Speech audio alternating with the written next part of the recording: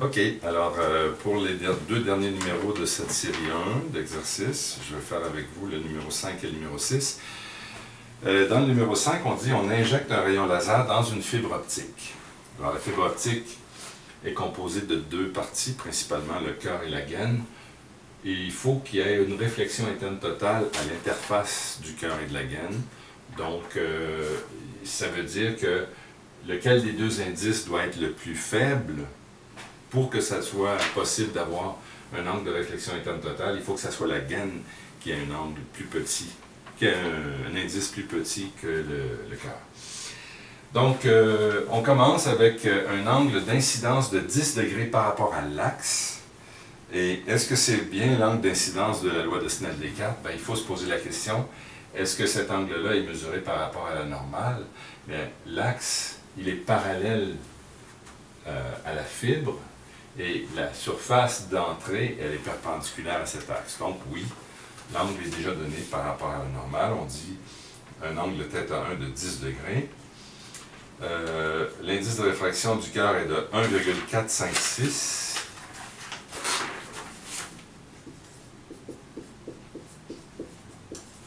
Et donc, il va s'agir de déterminer quel est l'angle que fait le rayon par rapport à l'axe une fois qu'il est entré dans la fibre. Donc ici, on cherche l'angle de réfraction.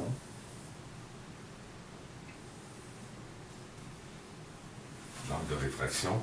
Et on va trouver ça en appliquant la loi de Snell-Descartes qui dit, évidemment ici c'est l'air, donc on a un indice de 1, donc 1 fois le sinus de 10 degrés est égal à 1,456 fois le sinus de l'angle que l'on cherche, l'angle θ2 que l'on cherche. Lorsqu'on applique la loi de Snell-Descartes, on trouve 6,85 degrés ici. θ2 donne 6,85 degrés. Vous avez remarqué que je fais habituellement mes calculs à 3 chiffres significatifs, c'est-à-dire 3 chiffres non nuls. Les premiers zéros ne comptent pas. Maintenant, quel est l'angle d'incidence de la deuxième réfraction? Quel doit être Quel doit être l'indice maximum de la gaine pour que le rayon soit prisonnier par réflexion interne totale? Alors là, ici, mon illustration ne me permet pas vraiment de montrer, mais je vais supposer qu'on a un rayon qui arrive comme ça ici.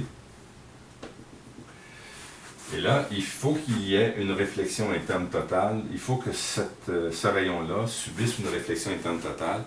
Ça veut dire qu'il faut que l'indice ici soit plus petit que 1,456, de sorte que le rayon réfracté, s'il y en a, sortirait à 90 degrés avec cet angle-ci. Mais remarquez que cet angle-ci, ce n'est pas 6,85 degrés, parce que 6,85 degrés, il était mesuré entre le rayon et l'axe, alors que là, maintenant, on s'en va entre le rayon et la normale. Et quand on a un rayon qui frappe la fibre un peu plus loin, la normale n'est plus la même.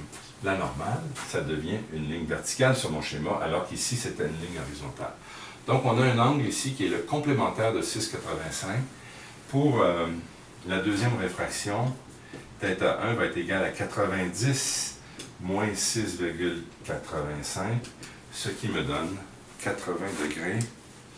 Ça me donne 80 degrés, 81,5 à peu près. Non, pas tout à fait ça. C'est combien? B. 83,15, excusez-moi. 83,15. Et donc, on va s'organiser pour que l'angle de réfraction, s'il y en a un, soit de 90 degrés. Donc, on va poser que 1,456 fois le sinus de 83,15 soit égal à l'indice inconnu n de la gaine multiplié par le sinus de 90 degrés. Donc, en calculant ça, étant donné que le sinus de 90 degrés vaut 1, on trouve un indice de 1,446. Je le donne avec le même degré de précision que pour le cœur. 1,446 ici. Question numéro C. Si l'indice de la gaine était de 1,440, quel serait l'angle θ1 qui correspondrait? Donc là, dans le fond, c'est de refaire le même calcul à l'envers. Je vais effacer ici.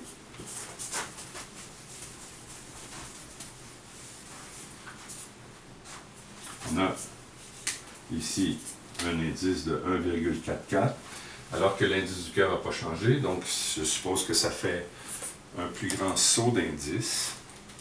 Et là, toujours avec les nouvelles données, mais toujours avec 90 degrés d'angle de réfraction, on va chercher quel est cet angle qui donnerait une réflexion interne totale. Alors, on va faire 1,456 fois le sinus de θ, disons, l'angle que l'on cherche, deviendrait égal à 1,440 fois le sinus de 90 degrés.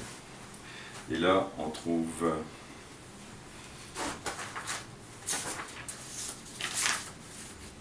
Là, on trouve 81,5 degrés ici. 81,5 degrés ici. Donc, automatiquement, le complémentaire de ça me donne 8 degrés et demi ici.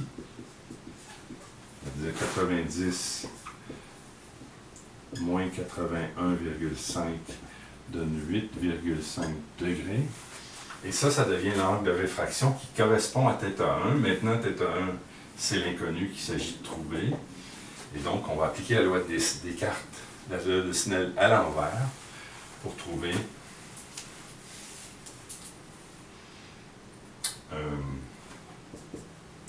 1 fois le sinus de θ1, qui est égal à 1,456 fois le sinus de 8,5 degrés.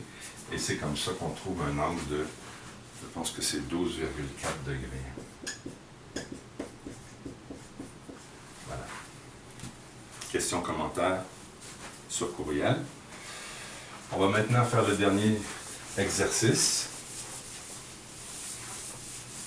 Dans le dernier exercice, on a une charte de Snellen pour laquelle on se place évidemment à 6 mètres.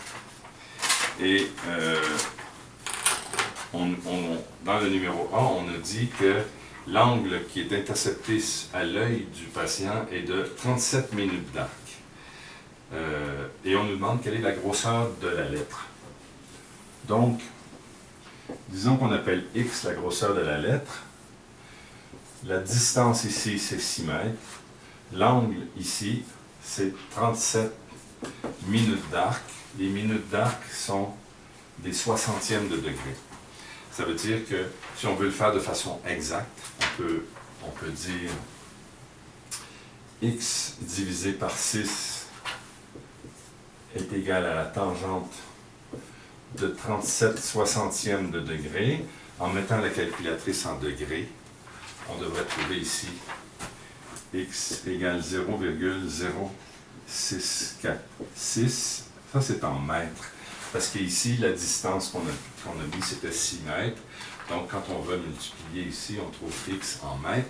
Et si on le transforme en millimètres, ça donne 64,6 millimètres. On déplace la virgule de 3 positions pour trouver les millimètres. Raisonnement inverse maintenant, quel est l'angle en degrés, minutes, secondes qui est intercepté par un E de 105 mm? Alors, si le E ici, donc dans ce nouveau calcul, si le E est de 105 mm, ça veut dire 0,105 m, on cherche l'angle θ qui va donner la grosseur angulaire de la lettre. Alors, on peut faire tangente de θ est égal à 0,105 m divisé par 6. Quand on fait ça, on trouve θ égale 1,00 degré. Donc, 1 degré, assez précisément. Et quel est l'angle en radian? Ah oui, là, il faut revenir à 37 minutes d'arc dans le C, donner l'angle... Non, donner l'angle B. En radian, il y a 4 décimales. Ça veut dire cet angle-ci en radian. Alors, ça veut dire que soit on dit c'est à peu près égal à 0,105 divisé par 6. Ça, c'est, normalement, c'est l'angle en radian si on utilise l'approximation des angles petits. Ou alors, on met 1 degré. 1 degré. On multiplie par pi radian divisé par 180 degrés. Et dans les deux cas, ça donne 0,0108. C'est un nombre peu. En fait, moi, ça m'a donné 0,0107, etc.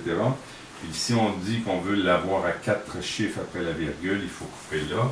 Si on coupe là, il faut augmenter ici pour avoir un 8 à la place d'un 7. Donc, ça, c'est la réponse. Le nombre de radians. Questions, commentaires, courriel.